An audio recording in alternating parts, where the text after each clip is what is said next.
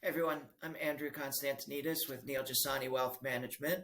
And investing in REITs, particularly publicly traded REITs, but also private, is very, very different than investing in a publicly traded equity. So it may look at face value that a REIT is similar to an equity in that it trades intraday, you can sell it very quickly, you see all the P&E ratios assigned to it, but in fact, the metrics used to determine the health of that particular fund are very, very different, a completely different animal than analyzing a publicly traded stock. So there's a few different ways to do it, and probably the most importantly, and in this way, a REIT is similar to a public company, is of course the management team and their track record. A lot of times you'll see a management team that has a lot of experience in the real estate sector. You can see the different funds that they've done over the last 30 or 40 years, what those funds look like, what was the exit strategy like. So that is similar to a public company where you're measuring the probability of success based on the horse that you're riding, per se. The other one, and probably most important, is overall a top-down approach, meaning overall macro trends in the larger market or the real estate market. So I talked about how publicly traded REITs can certainly go down in value because the stock market is down, even though the real estate sector of the market is not down. So if we're talking about publicly traded REITs, of course, we want to look at what the market sentiment is over the next 6-12 months and what we think that's gonna look like from an investment standpoint. But also when it comes to the particular real estate macro trends, REITs are typically concentrated in 1, 2, 3, 4, maybe even more areas of the real estate sector. So for example, you may choose a REIT that has 34% of its overall portfolio invested in healthcare, again, because you think that the population is aging, which it is, and there's an opportunity there for values to increase in the healthcare sector more than others. And, that would be nursing homes, long-term care facilities, or hospitals. Or, for example, recently, industrial space has done quite well because a lot of the e-commerce warehouses, a lot of our shopping is, of course, going to online, and that's expected to grow over the next 5 years. But typically those e-commerce companies, they're not real estate companies. So they don't go out and buy real estate and own it. They will build the facility, typically sell it to a REIT, and then lease it back from them. And there's a few different ways that can be done, which I'll talk about in a moment. So probably most important is taking that top-down approach and really analyzing the overall market so that you can make the best choice on what sectors that you want to be concentrated in.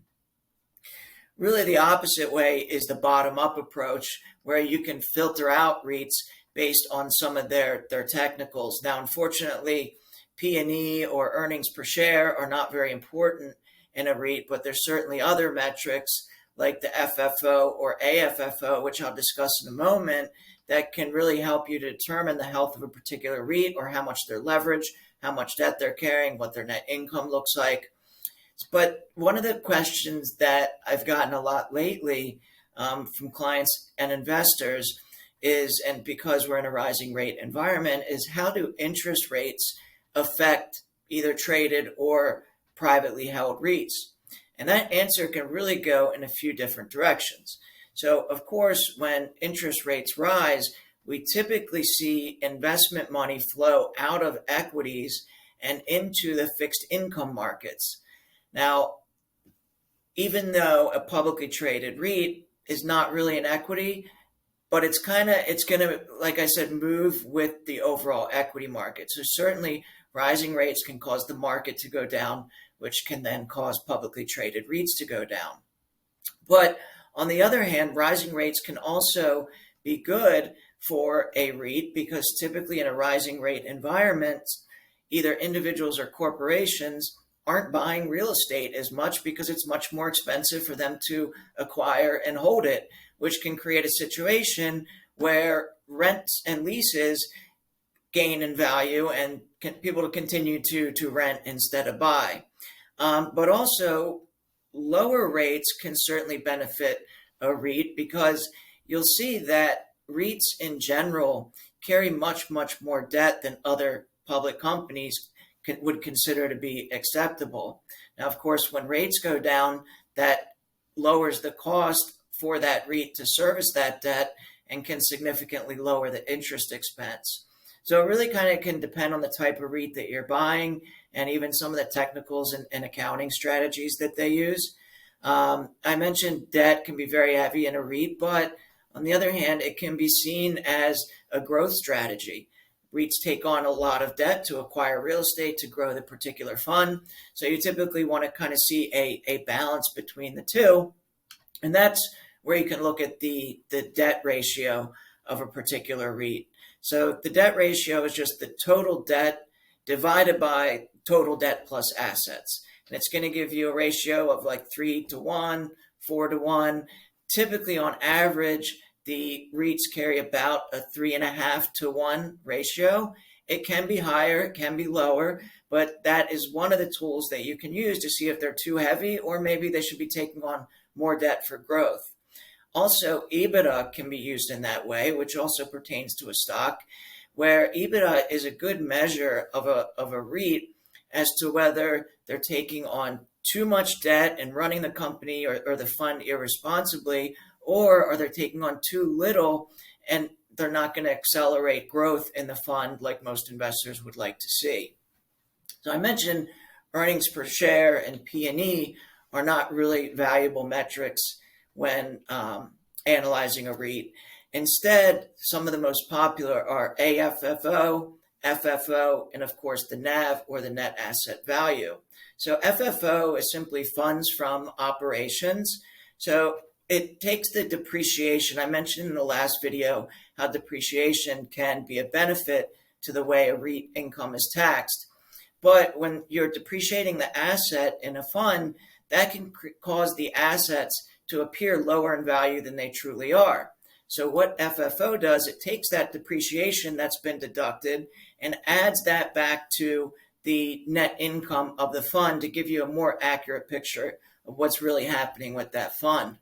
You can then drill down even a little bit deeper to AFFO, which is adjusted funds from operations, which also adds expenditures back to the FFO to really give you a more detailed picture and a realistic picture of the health of that particular REIT.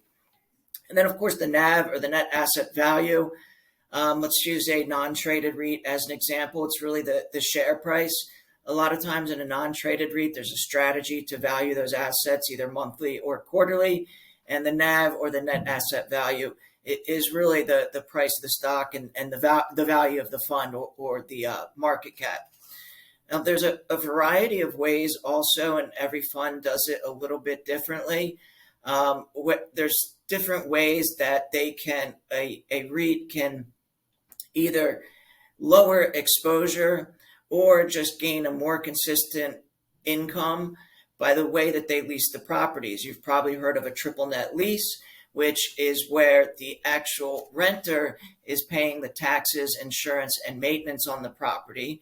There's also double net lease, where the renter is paying tax, insurance, but the fund is maintaining the property. And of course, single net lease, which is where the fund is paying everything except property tax, which is paid by the renter. So there's pluses and minuses to both. A lot of investors like the triple net lease because it's pulling out some of the risk of variables that change, like property tax or like maintenance, which is really an unknown, and even changing taxes.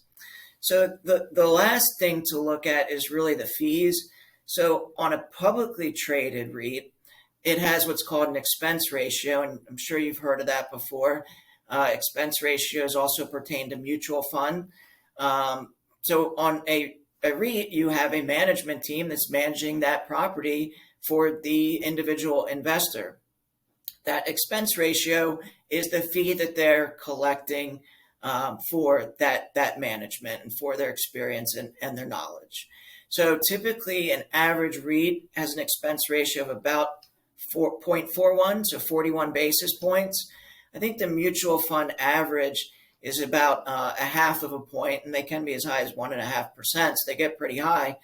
But there's also other fees associated with it, which you really need to look at the prospectus that the management team gets, maybe for certain breakpoints or maybe for certain events or financial metrics to be met. Now, also a private or non-traded REIT, it's not called an expense ratio. It's more like a management fee that the management team collects to manage that fund.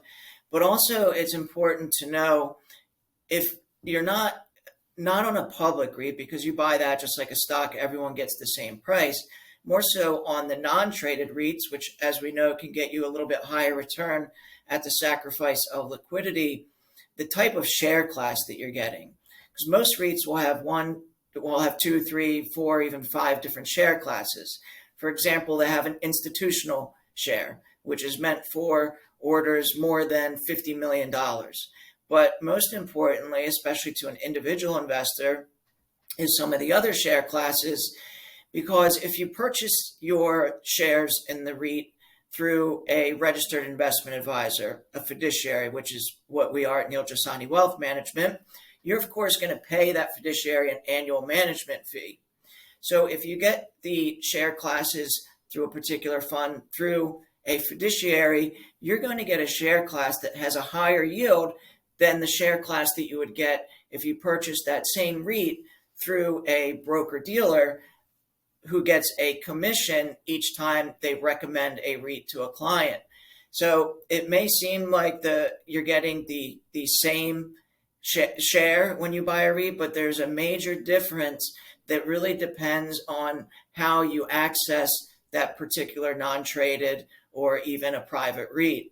Typically, most clients, it's more beneficial to use an investment advisor because your share class is going to have sometimes a significantly higher yield than the share class that you'd get through a broker-dealer.